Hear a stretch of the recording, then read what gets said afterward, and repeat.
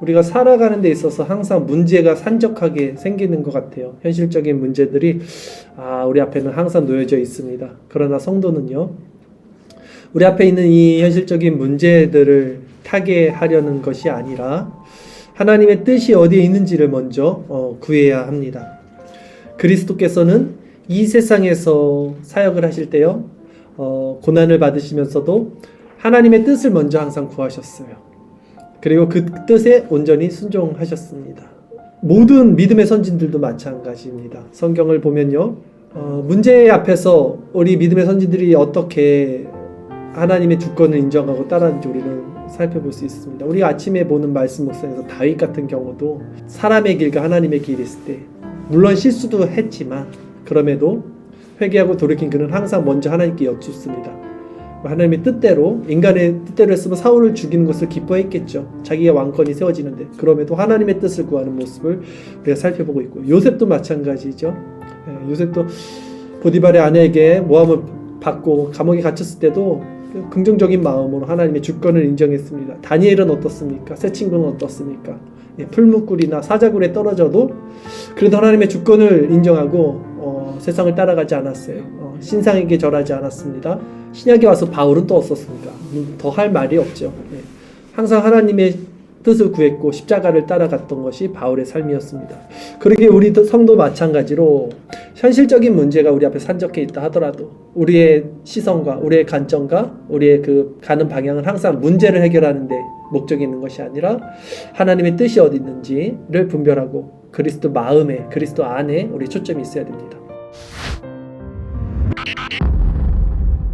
우리에게 일어난 모든 상황과 이 고난이요, 하나님의 주권적 섭리 안에서 일어났다는 것을 우리는 분명히 알고 믿는다면 우리는 그 안에서 이제 하나님의 뜻을 이제 구하게 되는 것이죠. 그러므로 우리 성도가 머물러야 할 곳은 어떤 장소나 문제가 아니라 그리스도의 마음 안입니다. 또한 성도가 바라봐야 할 곳도 마찬가지로 현실적 문제가 아니라 그리스도의 뜻과 그분의 마음 안입니다. 자연인들은 이 마음을 찾지 못해요. 찾을 수가 없죠. 그래서 현실적인 것에 시선을 두고 현실적인 문제에 마음의 자리를 잡습니다. 그러나 그 안에는 결국 참된 평안과 안식이 없다는 것을 우리는 알고 있습니다. 성도도 사실 근데 별반 다를 바 없습니다. 우리가 그리스도를 바라보지 못하고 그 길을 잃어버리게 되고 현실에 안주하거나 현실의 문제를 바라볼 때는 우리도 낭망하죠. 베드로가 그리스도를 봤을 때 무리를 걸었지만 문제를 봤을 때 그 물에 빠졌던 말입니다.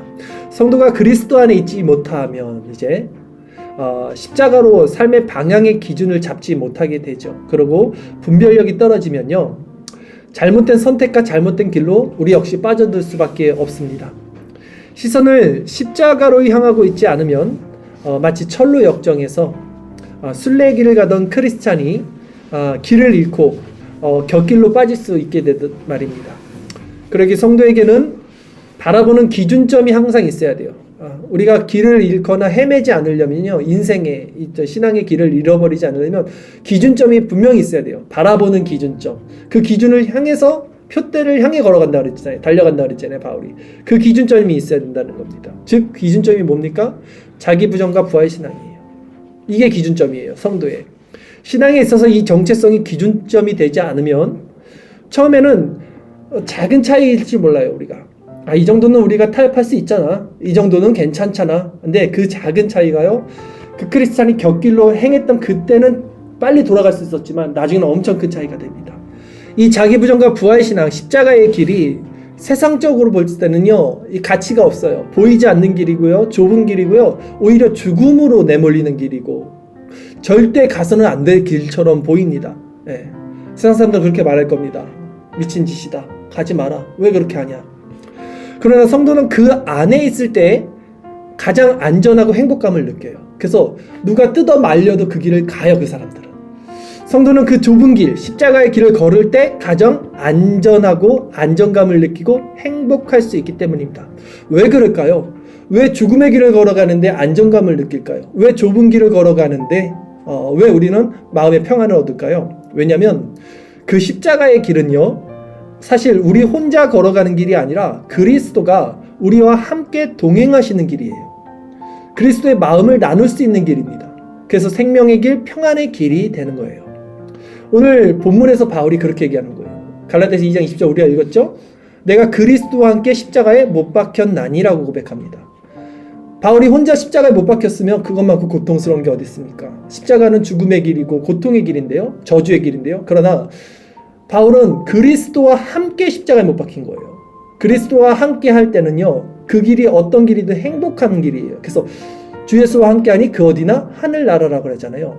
그래서 그리스도와 함께 있는 이 상태를 누리는 것이 사실은 가장 중요한 것이다 라는 것이죠.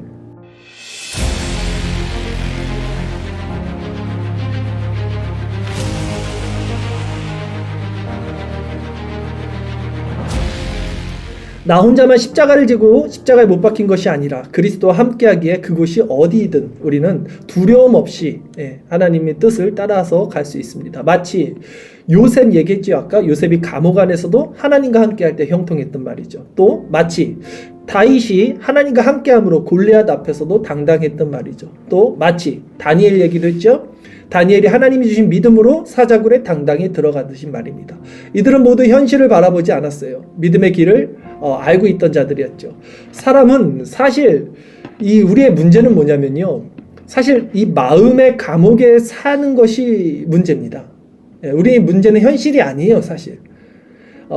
마음의 감옥에서 살기 때문에 이 현실이 바뀐다고 그 사람의 마음의 감옥에서 그 사람이 벗어나는 거 아니에요. 이게 다 착각하는 거거든요. 현실이 바뀌면, 환경이 바뀌면, 내게 어떤 것이 주어지면 달라질 거다? 아니요. 그렇지 않습니다. 사람은 아무리 좋은 환경과 물질과 여건이 주어져도 마음의 감옥에서 해방, 자유를 얻지 못하면요, 행복할 수 없어요. 환경이 아무리 바뀌어도 외적인 것으로 우리 내면의 자유를 줄 수 없습니다. 우리가 속고 있는 거예요. 그러기에 이 밤에도 세상과 사람들은 그 넓은 길을 걸어가고요. 보이는 길을 걸어가지만 그들은 우리를 조롱하지만 그리고 우리를 어리석다 하지만 그러나 우리는 가장 안전하고 평안하고 기쁘고 화목한 길, 그 길이 죽음의 길일지라도 왜 그렇다고 그랬죠? 그분이 그리스도와 함께 걷는 길입니다. 여러분, 십자가의 길에서 사랑하는 우리 주님과 또 우리 사랑하는 지체들, 우리가 교회를 이뤄서 함께 걸어가는 이 신앙생활이야말로 가장 복된 길, 복된 삶이라는 것을 여러분 다시 한번 고백하고 기억하시고요. 그 구원의 표대를 향해서 그리스도와 함께 동행하며 또 전진하는 우리들이 되기를 바라겠습니다.